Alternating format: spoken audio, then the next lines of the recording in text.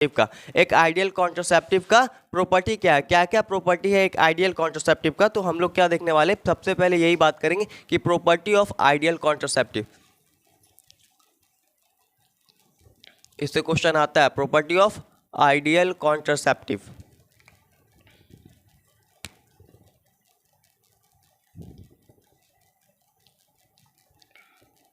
अब देखो क्या है प्रॉपर्टी, क्या है आइडियल कॉन्ट्रासेप्टिव का।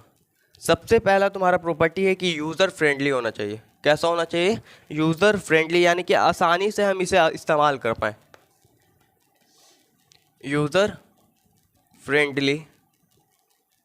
दूसरा तुम्हारा क्या है कि ईजिली अवेलेबल होना चाहिए।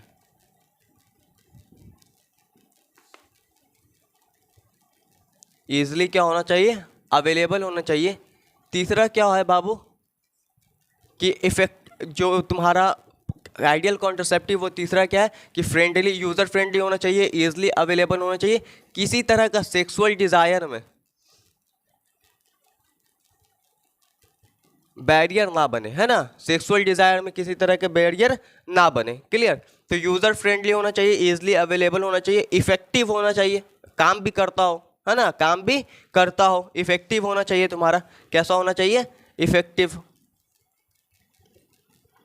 कैसा होना चाहिए, इफेक्टिव, काम भी करता हो। समझ आए बात। तो ये तुम्हारा प्रॉपर्टी हो गया एक आइडियल कॉन्ट्रासेप्टिव का कि यूज़र फ्रेंडली, आसानी से इस्तेमाल कर सके, ईजिली मिल जाए, ईजिली अवेलेबल हो, और सेक्सुअल डिज़ायर में किसी तरह का रुकावट ना करे, और इफेक्टिव भी हो, काम भी करे प्रॉपर तरीके से। उसको हम लोग एक आइडियल कॉन्ट्रासेप्टिव कहेंगे। उसको हम लोग क्या कहेंगे, एक आइडियल कॉन्ट्रासेप्टिव कहेंगे। क्लियर है एकदम, कोई दिक्कत यहाँ तक नहीं।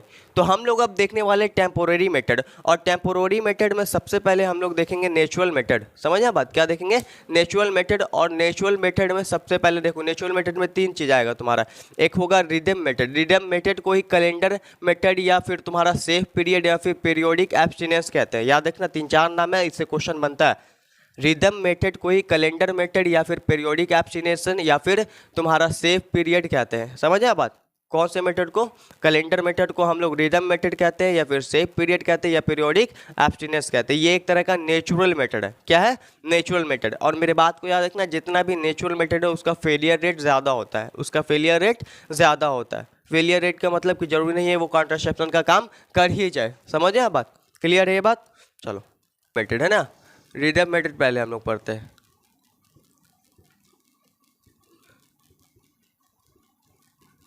इसको और हम लोग क्या कहते हैं, कैलेंडर मेथड। याद रखना, इससे क्वेश्चन आएगा, कैलेंडर मेथड क्वेश्चन आएगा। इसी को हम लोग और क्या कहते हैं, सेफ पीरियड, या और क्या कहते हैं, पीरियोडिक एब्सटिनेंस। इतना ज़्यादा नाम है, इसी वजह से इससे क्वेश्चन आता है। समझे, ये सब का सब चीज़ तो क्या है तुम्हारा, एक चीज़ है। अब हमको बताओ कि ओवुलेशन कितने दिन होता है, किसवें दिन, कौन से दिन में ओवुलेशन होता है, मेंस्ट्रुअल साइकिल के कौन से दिन में ओवुलेशन, जल्दी बताओ। यही गलत है ना, कब होता है, 14th डे। तो 14th डे को तुम्हारा क्या हुआ बाबू, ओवुलेशन हुआ, है ना। 14th डे को क्या हुआ, ओवुलेशन। साइकिल हमें मालूम है कि प्लस माइनस 2 डेज में चल सकता है, यानी माइनस में 2 डेज और प्लस में 2 डेज। अगर प्लस में 2 डेज गया तो ये 14th डे हो गया तुम्हारा 16th डे, और ये तुम्हारा हो गया 12th डे, है ना।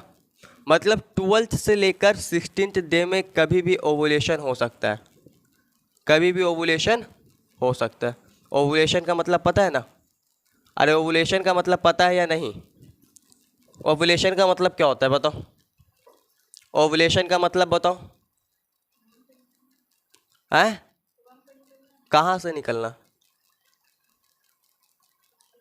ओवरी से ओवम का निकलना क्या कहलाता है, ओवुलेशन। तो 12th डे भी हो सकता है, 12th डे भी हो सकता है, 14th डे भी और 16th डे भी। मतलब 12th डे से 16th डे के बीच में ओवुलेशन कभी भी हो सकता है। समझिए बात, 12th डे से 16th डे के बीच में ओवुलेशन कभी भी हो सकता है। अब मेरे बात को एक याद रखना, लाइफ स्पैन का मतलब पता है, लाइफ स्पैन का मतलब क्या होता है पता है। लाइफ स्पैन जो तुम्हारा ओवम का है वो होता है 1 दिन का, 1 डे का। और स्पर्म की अगर हम बात करें तो इसका लाइफ स्पैन 2 to 3 डे होता है। समझिए बात, वजाइना में अंदर एंट्री करने के बाद, यूट्रस में एंट्री करने के बाद स्पर्म का जो लाइफ स्पैन है वो कितना होता है, 2 से 3 दिन। और लाइफ स्पैन जो ओवम की अगर हम बात करें, मतलब ओवरी से निकल गया और उसके बाद जो ओवम है वो कितने दिन तक रह सकता है, तो 1 दिन तक रह सकता है।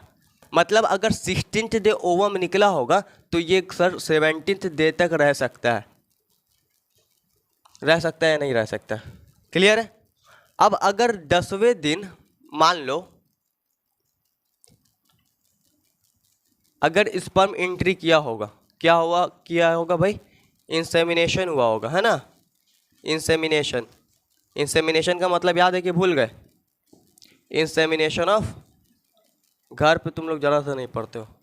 अगर 10वें दिन इंसेमिनेशन हुआ होगा तो ये 2 दिन जिएगा। ये कितना दिन जिएगा?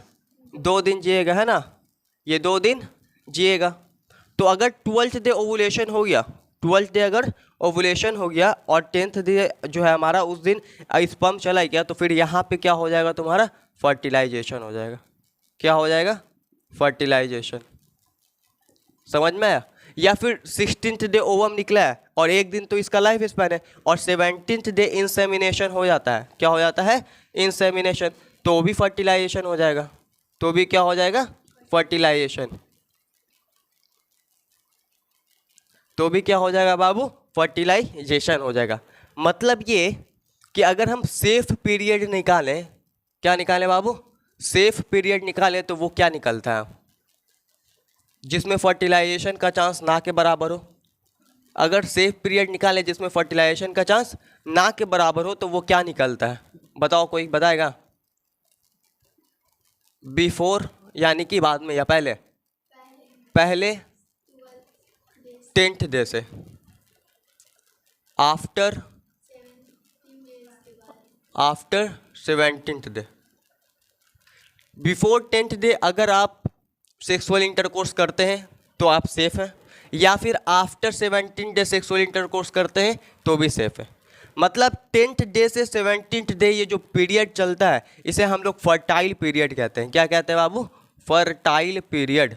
ये कैसा पीरियड है? Fertile period. मतलब ये कि इसमें फर्टिलाइजेशन होने का सबसे ज़्यादा चांस है।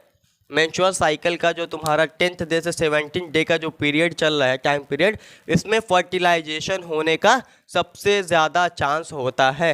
समझना बात? अगर बिफोर 10th कर रहे तो सेफ पीरियड है, आफ्टर 17th डे कर रहे तो भी सेफ पीरियड है। लाइफ स्पैन ओवम का 1 दिन, स्पर्म का 2 से 3 दिन। अगर 10वें दिन स्पर्म एंट्री कर रहा है, 12th डे ओवम निकल गया तो फर्टिलाइजेशन हो जाएगा। तो फर्टिलाइजेशन क्या होगा? हो जाएगा आराम से। मतलब 10th डे से 17th डे तक का जो पीरियड होता है वो क्या होता है? फर्टाइल पीरियड होता है। क्लियर है? वो कैसा पीरियड होता है? फर्टाइल पीरियड होता है। क्लियर? और सेफ पीरियड निकाले तो बिफोर 10th और आफ्टर 17th डे।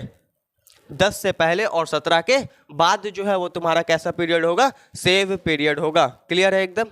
कोई दिक्कत यहाँ तक? नहीं। चलो इरेज किया जाए। देखो पूरा गलत सलत उतारे हुए, इसमें मिसिंग है और मेरा पेज भुतला दिए। तुम ही तीनों तो रहते हो। मेरा पेज रखा हुआ था बुक में करके कल।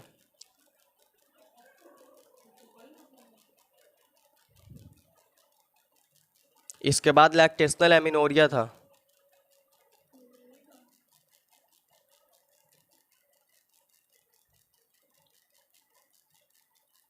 रिदम मेथड के बाद एक विड्रॉल मेथड है। विड्रॉल मेथड कुछ नहीं होता है, विड्रॉल मेथड समझ लो, उसके बाद बताते हैं। छोड़ो रखो, उसमें नहीं लिखा हुआ लैक्टेशनल एमिनोरिया। ठीक है, उसको ऐड करेंगे। देखो इधर, लेकिन पेज हुआ क्या? पेज यहीं रहता है ना, और उसी में बुक में करके रखा हुआ था शाम में, जो हम मतलब दोपहर में गए हैं तो रखा हुआ था। अब सुनो, ये क्लियर है? रिदम मेथड या कैलेंडर मेथड या सेफ पीरियड जो कह लो इसे, ये क्लियर है। अब दूसरा क्या था तुम्हारा? Withdrawal method. विड्रॉल मेथड क्या होता है समझना।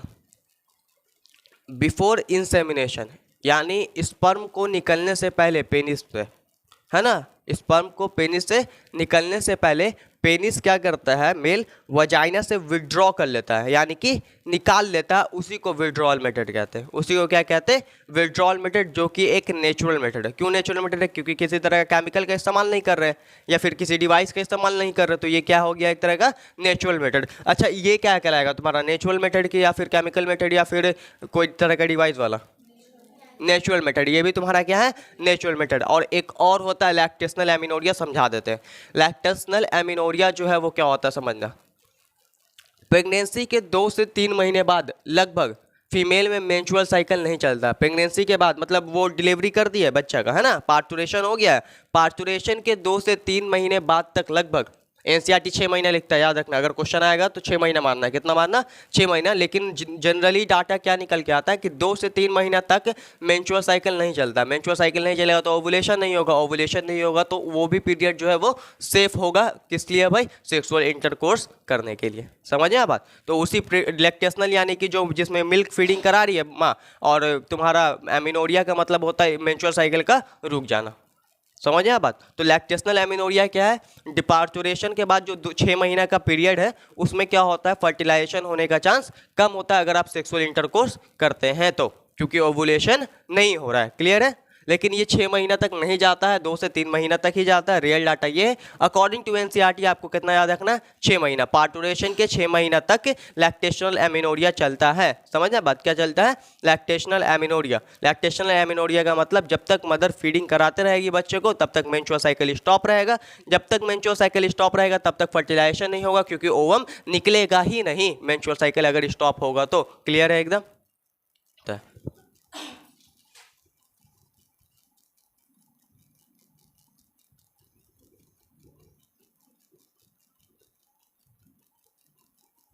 देखो बैरियर मेथड होता है क्या, बैरियर का मतलब क्या होता है, किसी चीज़ के बीच में रुकावट बनना, किसी चीज़ के बीच में रुकावट बनना, उसी को हम लोग क्या कहते हैं, बैरियर कहते हैं।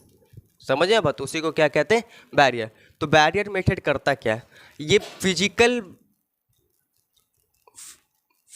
मीटिंग समझ में आ रहा है, स्पर्म और ओवम के मिलने को, फिजिकल मीटिंग को क्या करता है, प्रिवेंट करता है, यानी कि रोकता है। समझिए बात। या एक वर्ड में अगर हम कहें तो ये क्या करता है, प्रिवेंट करता है फर्टिलाइजेशन को। किसको रोकता है, फर्टिलाइजेशन को।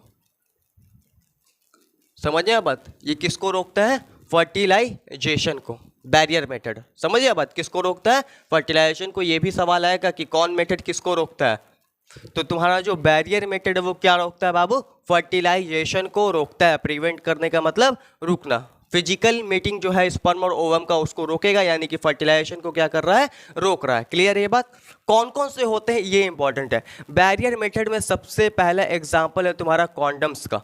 वो होता क्या है सर, बिल्कुल एक रबर का स्ट्रक्चर होता है ना। ये क्या करता है, ये तुम्हारा मेल और फीमेल गैमेट को मिलने से रोकेगा। क्या करेगा, मेल और फीमेल गैमेट को मिलने से रोकेगा। ये तुम्हारा पहला एग्जाम्पल है। दूसरा एग्जाम्पल है तुम्हारा बाबू फेम शील्ड। क्या होता है, फेम शील्ड। फेम शील्ड क्या होता है सर, फेम शील्ड क्या होता है, इस पे क्वेश्चन आएगा। फेम शील्ड को हम लोग क्या कहते हैं, फीमेल कॉन्डम्स। समझे, ये तुम्हारा फेम शील्ड क्या कहलाएगा, फीमेल कॉन्डम्स। और तुम्हारा जो नॉर्मल है वो क्या कहलाएगा बैरियर मेथड में, एक मेल कॉन्डम्स है ना, जिसे कॉन्डम्स कह रहे। फेम शील्ड हो गया, फिर उसके बाद तुम्हारा कॉन्डम्स हो गया। ये 2 मेथड हो गया बैरियर मेथड में। तीसरा होता है तुम्हारा बाबू डायाफ्राम। क्या होता है, डायाफ्राम। चौथा होता है तुम्हारा वॉल्ट, है ना। और पांचवा तुम्हारा क्या होता है, एक हो गया तुम्हारा डायाफ्राम, एक वॉल्ट हो गया, एक सर्विकल कैप होता है। क्या आता है, सर्विकल कैप। एक क्या होता है, सर्विकल कैप होता है। सर्विकल कैप, वॉल्ट और डायाफ्राम, ये तीनों को आप दोबारा से भी इस्तेमाल कर सकते हैं, यानी कि ये रीयूजेबल होता है। कैसा होता है, रीयूजेबल। री मतलब दोबारा से भी आप इस्तेमाल कर सकते हैं, डायाफ्राम का, वॉल्ट का और सर्विकल कैप का। क्लियर।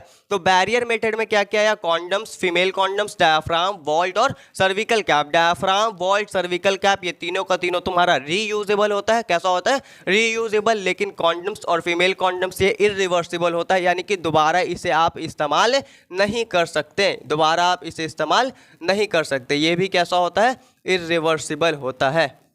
समझे, ये भी कैसा होता है, इरिवर्सिबल होता है। अब सबसे इंपॉर्टेंट बात तुमको ये याद रखना है कि जो तुम्हारा इरिवर्सिबल कॉन्डम्स और फीमेल कॉन्डम्स है, ये करता क्या है, ये क्या करता है, कोई भी कॉन्ट्रासेप्टिव मेथड इस चीज़ को नहीं रोकता है, जिस चीज़ को ये बचाता है, ये प्रिवेंट करता है।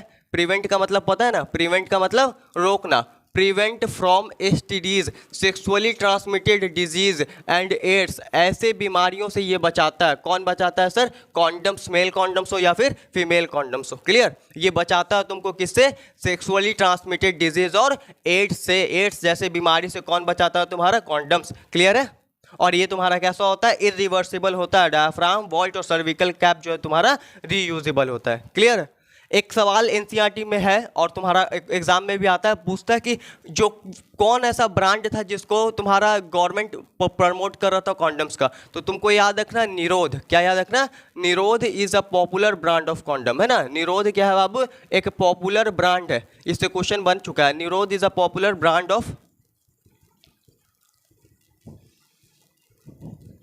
समझे बात, निरोध क्या है, पॉपुलर ब्रांड है ना, पॉपुलर ब्रांड है। तो बैरियर मेथड में क्लियर है, ये क्या करता है, फिजिकल मीटिंग को रोकता है, यानी कि प्रिवेंट करता है, रोकता है किसको, फर्टिलाइजेशन को।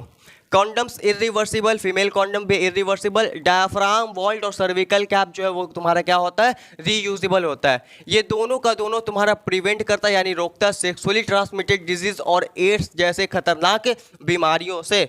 समझ में बात, एड्स जैसे खतरनाक बीमारियों से। इरिवर्सिबल, इरिवर्सिबल, लेकिन ये क्या होता है, रीयूजेबल। डायफ्राम, वॉल्ट और सर्विकल कैप, ये सब के सब क्या होते हैं, रीयूजेबल होते हैं। ये तीनों का तीनों फीमेल में लगाया जाता है, फीमेल में इम्प्लांट किया जाता है। क्लियर है, कोई दिक्कत नहीं।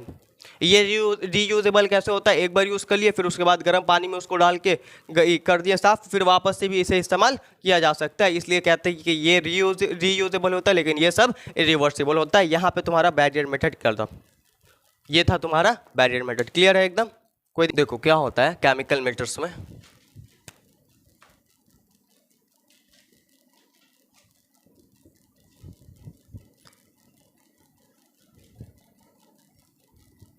केमिकल मिक्सचर्स में क्या है हमारे पास, कुछ हमारे पास क्या होते हैं सर, क्रीम्स होते हैं, जेलीज, फोम्स, समझे, टैबलेट्स। ये सब क्या करते हैं, ये सब एसिडिक मीडियम जनरेट कर देते हैं। कैसा मीडियम जनरेट करते हैं, एसिडिक मीडियम। क्या लगता है एसिडिक मीडियम में स्पर्म अपना मोटिलिटी दिखा पाएगा या अपना जो फर्टिलाइजेशन की कैपेसिटी है उसको रख पाएगा, तो आंसर नहीं सर, एसिडिक मीडियम में वो नहीं रख पाएगा। क्लियर, इसीलिए तो निकलता था, हम लोग देखे थे जब उससे पहले क्या होता था, क्वाइटस से पहले इस जो पूरा रास्ता है ये देखे थे, ये याद है जो हम लोग पढ़े थे यूरिनोजेनाइटल डक्ट मेल में, यूरेथ्रा और जो तुम्हारा क्या था, यूरेथ्रा से स्पर्म भी पास हो रहा था और यूरिन भी पास हो रहा था, है ना, यूरिन भी पास हो रहा था और स्पर्म भी पास हो रहा था, जिसे हम लोग यूरिनोजेनाइटल डक्ट कह रहे थे।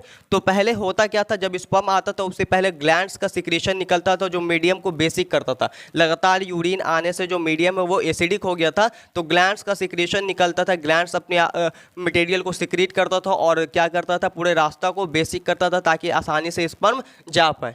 समझ आ बात, तो यहाँ पे ये सब दवा कर क्या रहा है, क्रीम्स, जेलीज, फोम्स, टैबलेट, ये सब कर क्या रहा है भाई, ये एसिडिक मीडियम कर दे रहा है। मीडियम कैसा कर दे रहा है, एसिडिक मीडियम कर दे रहा है, जिसके वजह से क्या होगा, स्पर्म का जो मोटिलिटी है, स्पर्म का मोटिलिटी, मोटिलिटी का मतलब समझ में आता है ना, मूवमेंट, उसको क्या कर दे रहा है, घटा दे रहा है। और स्पर्म का मोटिलिटी जब घटेगा तो फर्टिलाइजेशन का कैपेसिटी भी घट जाएगा। तो ये एक तरीका है केमिकल मेथड्स, इसे हम लोग स्पर्मिसाइडल एजेंट भी कहते हैं। क्या कहते हैं बाबू, स्पर्मिसाइडल एजेंट,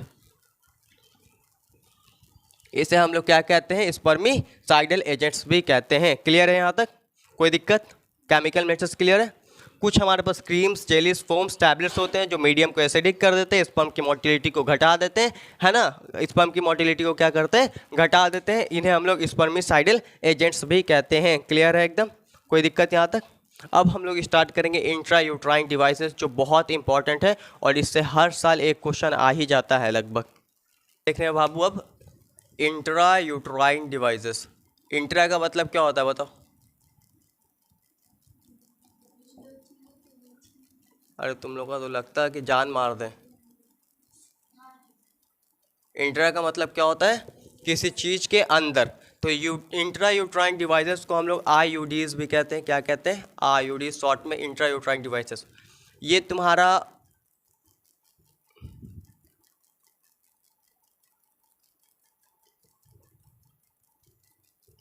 ये फीमेल रिप्रोडक्टिव ट्रैक्ट हो गया।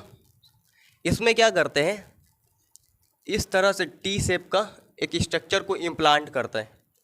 अब ये स्ट्रक्चर 3 तरह का हो सकता है।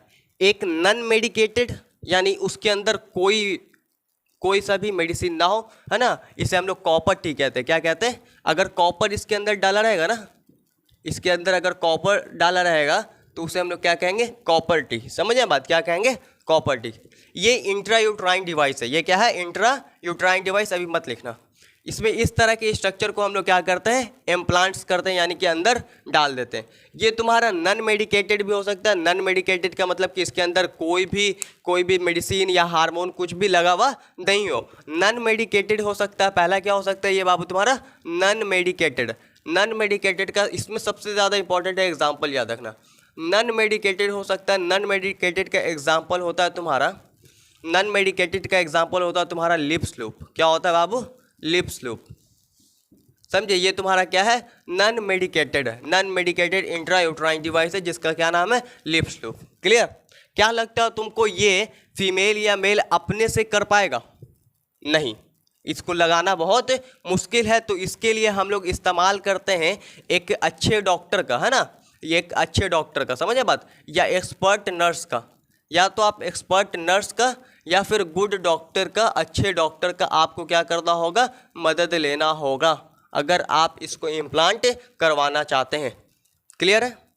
तो ये पूरा बात क्लियर है कि intra uterine devices IUDs non medicated में कौन सा होता है हमारे पास? लिप्स लूप होता है। क्या होता है? Lips loop. अब दूसरा होता है हमारा बाबू कॉपर वाला।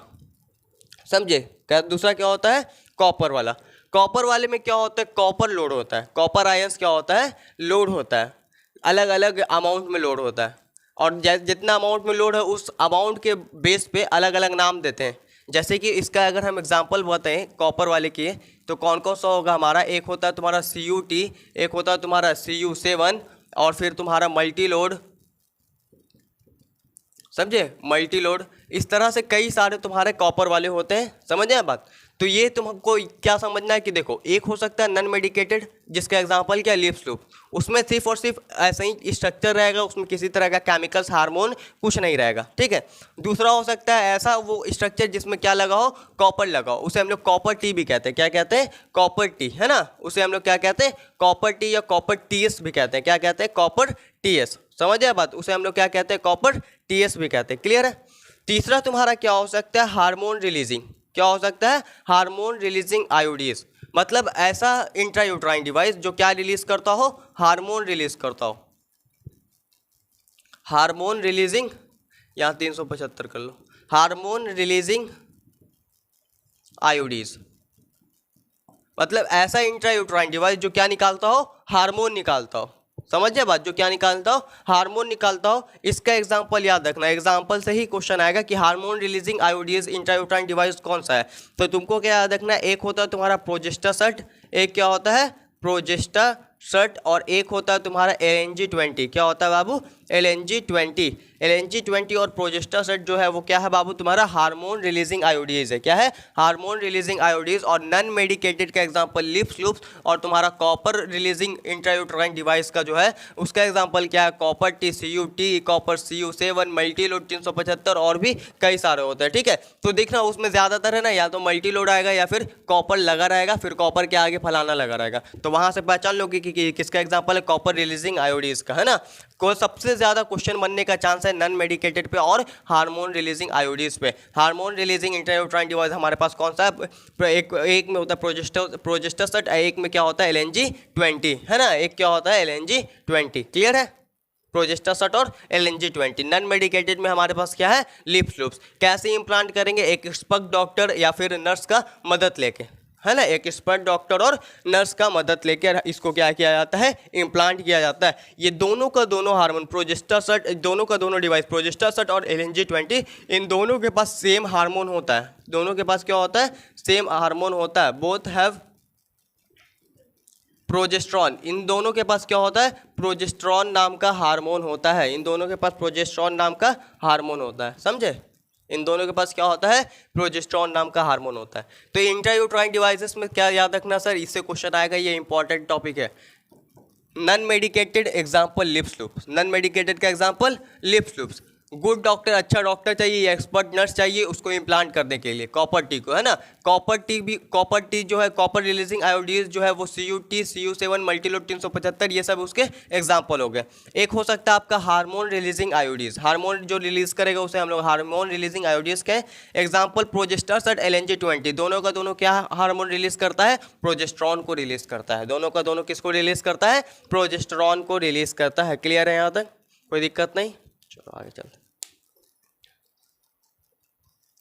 इसे इम्प्लांट क्यों करते हैं, सबसे बड़ा सवाल यह है कि इसे लगाते क्यों। देखो ये करता क्या है, अगर बच्चे के बीच में गैप चाहिए तो इसका इस्तेमाल किया जाता है, लोग जनरली इसका इस्तेमाल करते हैं बच्चे के बीच में गैप के लिए। आगे तुम लोग पढ़ोगे एक इम्प्लांट्स होता है जिसे नॉर प्लांट्स भी कहते हैं, 4-5 स्ट्रिप आता है, उसको यहाँ पे शोल्डर के पास लगवा लेती है फीमेल। उससे क्या होता है कि 3 से 5 साल तक का आप गैप ले सकते हैं, समझा बात। वैसे ही कॉपर टी लगवा के भी क्या कर सकते हैं, 3 साल, 2 साल, 1 साल, जितना साल का जितना टाइम का आपको गैप चाहिए प्रेगनेंसी में, उतना आप केमिकल उसमें लोड कर दीजिए। एक दिन में 50 माइक्रोग्राम, समझा बात, एक दिन में 50 माइक्रोग्राम का जरूरत पड़ता है, समझ में आया? तो उस हिसाब से जितना दिन का चाहिए उतना हिसाब से उसमें कॉपर टी में केमिकल आप लोड करवा लीजिए, समझ बात, उस हिसाब से कॉपर टी में लोड करवा लीजिए आप केमिकल को, और उसके बाद धीरे धीरे वो यूटिलाइज होते रहेगा, समझ में आया? तो ये चिल्ड्रन के बीच में, बच्चों के बीच में अगर स्पेस लाना चाहते हैं, मतलब एक बेबी हो गया, उसके बाद हम चाहते हैं कि 4 से 5 साल के बाद दूसरा बेबी हो, और तुम चाहते हो कि हम अपना सेक्सुअल इंटरकोर्स भी करते रहे, सेक्सुअल डिजायर में इंटरफेयर भी ना हो और हम बेबी भी ना हो, तो फिर आप कॉपर टी को क्या कर सकते हैं, इम्प्लांट करवा सकते हैं। समझ में आया बात, क्लियर है, कोई दिक्कत? हमने तुमको शुरू में एक बात बताया था जब चैप्टर स्टार्ट किया था कि पूरा चैप्टर का एक ही मोटिव है, पॉपुलेशन को कंट्रोल करना, और तुमको दिख रहा होगा हर जगह बस यही सिखाया जा रहा है कि बच्चों को कैसे रोका जाए, है ना, पैदा होने से, यानी कि पॉपुलेशन को कैसे कंट्रोल किया जाए। समझ में आया बात? तो कॉपर रिलीजिंग आयोडीज क्या रिलीज करता है, कॉपर रिलीजिंग आयोडीज जो है वो तुम्हारा कॉपर आयन रिलीज करता है ना, कॉपर आयन रिलीज करता है, समझ में? टॉक्सिक साइटोकाइंस निकालता है जो स्पर्म की मोटिलिटी को और फर्टिलाइजिंग कैपेसिटी को क्या करता है, डिक्रीज कर देता है। समझ में आया, क्लियर है? इसके बारे में हम लोग डिटेल पढ़ने वाले हैं कि हार्मोन रिलीजिंग आयोडीज काम कैसे करता है। क्लियर, चलो देखते हैं, देखना कैसे काम करता है हार्मोन रिलीजिंग आयोडीज।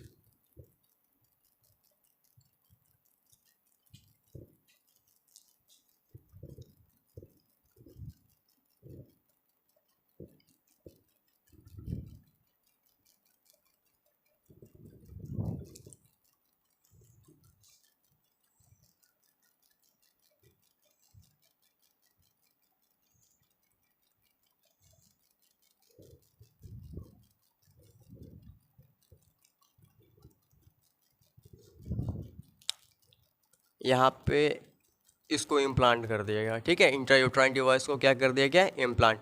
ये तुम्हारा हार्मोन रिलीजिंग है, कैसा है, हार्मोन रिलीजिंग। तो ये क्या निकालेगा, हार्मोन निकालेगा, है ना, ये क्या निकालेगा, हार्मोन। और कौन सा हार्मोन इसके अंदर होता है, अभी हमने देखा है दोनों के दोनों कौन सा हार्मोन कंटेन किया रहता है, प्रोजेस्ट्रॉन, तो निकालेगा भी क्या, प्रोजेस्ट्रॉन। ये क्या निकालना स्टार्ट कर दिया, प्रोजेस्ट्रॉन निकालना स्टार्ट कर दिया। जब ये प्रोजेस्ट्रॉन निकालना स्टार्ट करता है तो क्या होता है, जब ये प्रोजेस्ट्रॉन निकालना स्टार्ट किया तो increase blood progesterone level, blood में प्रोजेस्ट्रॉन का जो लेवल है वो क्या कर गया है, इनक्रीज कर गया है ना, बढ़ गया। इससे क्या होता है सर, जब इंक्रीज कर जाता है ब्लड प्रोजेस्ट्रॉन लेवल तो इससे होता है क्या, ये क्या करवाता है, यहाँ पे ये सर्विक्स है ना, यहाँ पे क्या करवाता है, यहाँ पे थिकनिंग करवा देता है, यहाँ पे क्या करवाता है, थिकनिंग करवा देता है, thickening of cervical mucus, thickening of cervical mucus, समझे, ये क्या करवा रहा है, यहाँ पे थिकनिंग करवा दे रहा है। अब इधर से अगर स्पर्म आता है तो क्या करेगा, ये क्या कर रहा है, जो थिकनिंग हुआ सर्विकल म्यूकस का, ये स्पर्म को आगे जाने नहीं देगा। तो पहला तरीका तो ये हो गया, पहला तरीका ये हो गया इसका काम करने का। और क्या करता है ये इनहिबिट करता है, जब इंक्रीज कर जाता है ब्लड प्रोजेस्ट्रॉन लेवल तो ये इनहिबिट करता है, यानी रोकता है। इनहिबिट का मतलब रोकना, है ना, इनहिबिट या प्रिवेंट दोनों का मतलब क्या होता है? रोकना। ये इनहिबिट क्या करता है? ये हाइपोथैलेमस से जो GnRH निकलता है, मालूम है ना, हाइपोथैलेमस से जो GnRH निकलता है, और ये GnRH जाकर क्या करता है? एंटीरियर और पोस्टीरियर पिट्यूटरी होता है ना, तो एंटीरियर पिट्यूटरी से LH और FSH निकलता, मालूम होगा है ना, क्या निकलता है? LH और FSH। और LH क्या करवाता है बताओ? LH ही रिस्पॉन्सिबल होता है ओवुलेशन के लिए। किस लिए बाबू? ओवुलेशन के लिए LH ही रिस्पॉन्सिबल होता है। तो जब ये इनहिबिट करता है किस चीज़ को? GnRH के निकलने को। किसको निकलने को? GnRH को निकलने को। जो तुम्हारा GnRH को निकलने को कौन इनहिबिट कर रहा है? तुम्हारा इंक्रीज जब हो जा रहा है ब्लड प्रोजेस्टेरोन लेवल, तो GnRH को निकलने को इनहिबिट किया, मतलब GnRH नहीं निकलेगा। अगर GnRH नहीं निकलेगा तो एंटीरियर पिट्यूटरी से LH और FSH भी नहीं निकलेगा। क्या नहीं निकलेगा? LH और FSH भी नहीं निकलेगा। समझ आए बात? और LH और FSH जब नहीं निकलेगा तो देखो LH क्या करवाता था? ओवुलेशन कराता था, प्लस कॉर्पस ल्यूटियम को मेंटेन रखता था। क्या करता था? कॉर्पस ल्यूटियम को मेंटेन रखता था, है ना। कॉर्पस ल्यूटियम को क्या करता था? ये मेंटेन करता था, ओवुलेशन कराता था। अच्छा, FSH क्या करता था? डेवलपमेंट ऑफ फॉलिकल, फॉलिकल्स को डेवलप कर रहा था, है ना, डेवलपमेंट ऑफ फॉलिकल्स। और उसी फॉलिकल्स के अंदर से एक हार्मोन निकलता जिसका नाम है एस्ट्रोजन। क्या निकलवाता था? एस्ट्रोजन, है ना। क्या निकलवाता था? एस्ट्रोजन। तो जब ये इनहिबिट कर दिया GnRH के निकलने को, तो जब GnRH नहीं तो एंटीरियर पिट्यूटरी तक सिग्नल नहीं जाएगा। जब एंटीरियर पिट्यूटरी तक सिग्नल नहीं तो LH और FSH नहीं निकलेगा। और जब LH और FSH नहीं निकलेगा, LH नहीं निकलेगा, तो कॉर्पस ल्यूटियम मेंटेन नहीं रहेगा, ना ही ओवुलेशन होगा। अगर ओवुलेशन नहीं होगा तो क्या प्रेगनेंसी होगा? नहीं। एक तरीके यहाँ पे मिल गया। दूसरा, FSH क्या कर रहा है? डेवलपमेंट ऑफ फॉलिकल नहीं निकलेगा तो फॉलिकल्स का डेवलपमेंट भी नहीं होगा। और इस फॉलिकल से एस्ट्रोजन निकल रहा तो फिर वो एस्ट्रोजन भी नहीं निकलेगा, वो एस्ट्रोजन भी नहीं निकलेगा। अब जब एस्ट्रोजन क्या करता है, अभी थोड़ा देर पहले आते ही बताया हमने कि एस्ट्रोजन क्या करता है? एस्ट्रोजन का रिसेप्टर लगा होता है यूट्रस के एंडोमेट्रियम पे, और वो थिकनिंग करवाता है एंडोमेट्रियम का, है ना। एंडोमेट्रियम का क्या कराता है? थिकनिंग। अब जब एस्ट्रोजन नहीं रहेगा तो एंडोमेट्रियम थिक नहीं होगा। एंडोमेट्रियम ठीक नहीं होगा, अगर मान लो फर्टिलाइजेशन हो भी चुका है तो क्या लगता है ब्लास्टोसिस्ट एंडोमेट्रियम से चिपक पाएगा? नहीं चिपक पाएगा, है ना। तो फिर क्या होगा बाबू? इम्प्लांटेशन भी नहीं होगा, इम्प्लांटेशन भी नहीं होगा, इम्प्लांटेशन भी नहीं होगा, है ना। प्रिवेंट इम्प्लांटेशन, इम्प्लांटेशन भी नहीं होगा। तो इस तरह से तुम्हारा जो हार्मोन रिलीजिंग आयोडीज है वो काम करता है। क्लियर? तो ये रोकता किस किस चीज़ को? Hormone releasing IUDs, hormone releasing intrauterine device रोकता किस किस चीज़ को? सबसे पहला तुमको याद रखना है, इम्प्लांटेशन को रोक रहा है। किसको याद रोक रहा है? इम्प्लांटेशन को। पहला इम्प्लांटेशन को रोक रहा है। दूसरा और क्या कर रहा है सर? दूसरा क्या करता है? ये कॉर्पस ल्यूटियम, है ना, कि जो कॉर्पस ल्यूटियम मेंटेन रहता है उसको मेंटेन नहीं रहने देता है। समझे बात? तीसरा याद रखना कि ओवुलेशन नहीं होने देता है, ओवुलेशन नहीं होने देता है। तो ये सब एन ओवुलेशन, एन ओवुलेशन का मतलब किसी चीज़ के पीछे ए या एन लग जाए उसका मतलब क्या होता है? एब्सेंट। मतलब ओवुलेशन भी क्या हो जा रहा है? एब्सेंट हो जा रहा है। तो ये हार्मोन रिलीजिंग आयोडीज क्या क्या कर रहा है? इम्प्लांटेशन रोक रहा है, ओवुलेशन रोक रहा है, कॉर्पस ल्यूटियम को मेंटेन नहीं रहने दे रहा है ना, कॉर्पस ल्यूटियम जो है वो मेंटेन नहीं रह रहा, और प्लस साथ ही साथ क्या कर दे रहा? सर्विकल म्यूकस में चेंज करवा दे रहा, थिकनिंग करवा दे रहा। अगर थिकनिंग हो गया तो स्पर्म का एंट्री नहीं होगा। तो यहाँ पे जो स्पर्म है वो कैसा हो जाता है? हॉस्टाइल हो जाता है। हॉस्टाइल का मतलब समझ में आता है? हॉस्टाइल का मतलब क्या होता है? एनसीईआरटी का शब्द है, prevent entry of sperm. Sperm के एंट्री को क्या करता है? रोकता है। इसीलिए हॉस्टाइल शब्द का इस्तेमाल किया गया। समझ में बात? क्लियर है? पूरा क्लियर है हार्मोन रिलीजिंग आयोडीज? चलो, अब लैक्टेशनल एमिनोरिया जो है वो वाला पेज ढूंढना, वहाँ मिलेगा, या फिर कैसे भी निकालो और उसको लिखना है। ठीक है।